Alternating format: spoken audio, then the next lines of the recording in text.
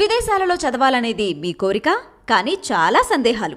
వీటన్నిటికీ full stop పెట్టి మీ dreams fulfil చేసుకోండి. Contact Videsh consults. మొత్తం మీద ఈ రెడ్ బుక్ పుణ్యమా అని తెలుగుదేశం పార్టీ జాతీయ ప్రధాన కార్యదర్శి లోకేష్కు సిఐడి కోర్టు అనుమతితో నోటీసులు ఇచ్చింది. ఎందుకు ఇచ్చిన నోటీసులు అని అంటే, ఇంతకుముందు నిజానికి కోర్టు అనుమతించలేదు. అంటే ఆయనను దర్యాప్తు చేస్తాం మేము అంటే సిఐడి కోర్టు ఒప్పుకోలేదు. బట్ నోటీసులు ఇవ్వడానికి అంగీకరించింది కనుక నోటీసులు వాళ్ళు పంపించారు. తనకు అందినట్టు ఏంటి కేసు అసెంట్ భూములు ఏవైతే అమరావతి ప్రాంతంలో దాదాపు 950 ఎకరాల భూములు రాజధాని భూముల సేకరణ సందర్భంగా జరిగిన కుంభకోణాల్లో ఇది కేసు కోర్టు నడుస్తుంది. ఈ కేసులో చాలా మంది ఉన్నారు.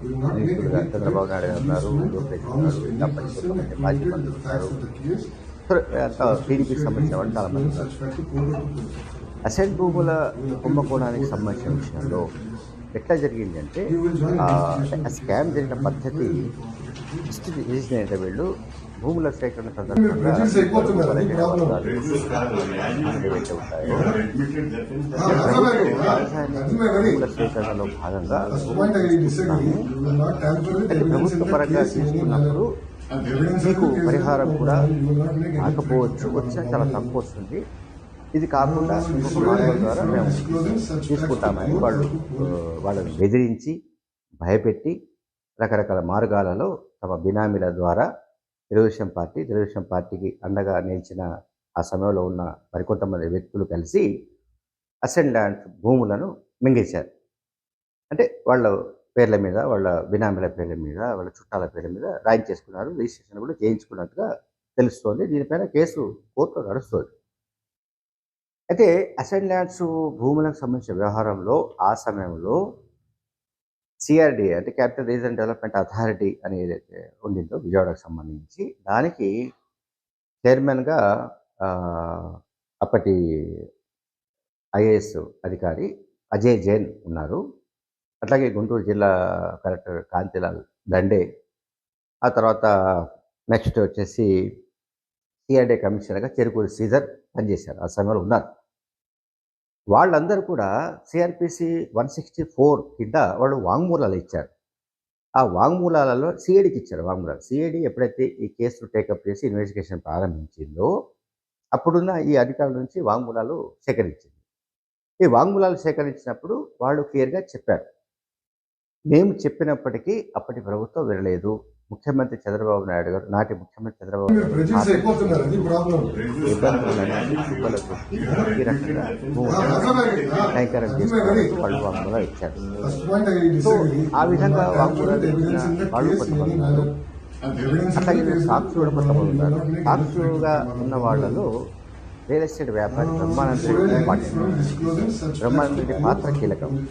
అయితే ఈ బ్రహ్మానంద రెడ్డి అనే వ్యక్తి ఆయన కోర్టులో పిటిషన్ వేశాడు. నేను అప్రూవర్గా మాట్లాడుతున్నాను, నాకు అనుమతించాను ఆయన పిటిషన్ వేశాడు.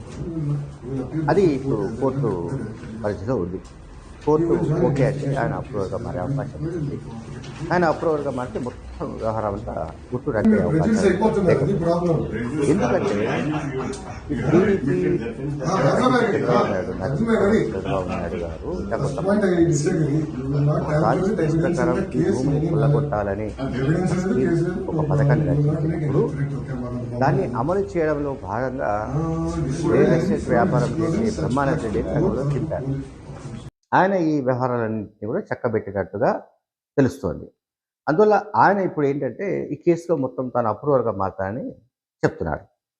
ఇప్పుడు లోకేష్ చేస్తున్న పని ఏమిటంటే, లేదా తెలుగుదేశం పార్టీకి సంబంధించిన మరికొంతమంది చేస్తున్న పని, లోకేష్ ముఖ్యంగా తెలుగుదేశం పార్టీ నాయకులు వాళ్ళెవరు మిగతా వాళ్ళు బెదిరించకపోయినా దానికి పెద్ద ప్రాధాన్యం ఉండకపోవచ్చు, కానీ లోకేష్ ఏంటంటే రెడ్ బుక్ పట్టుకొని తిరుగుతూ అందులో నేను వీళ్ళందరినీ రాసేసాను, నేను ఇంకా మేము అధికారం రాగానే వాళ్ళు అంతా చూస్తామని ఆయన ఓపెన్గానే చెప్తున్నాడు. ఆయన ఏం రహస్యంగా చెప్పట్లేదు.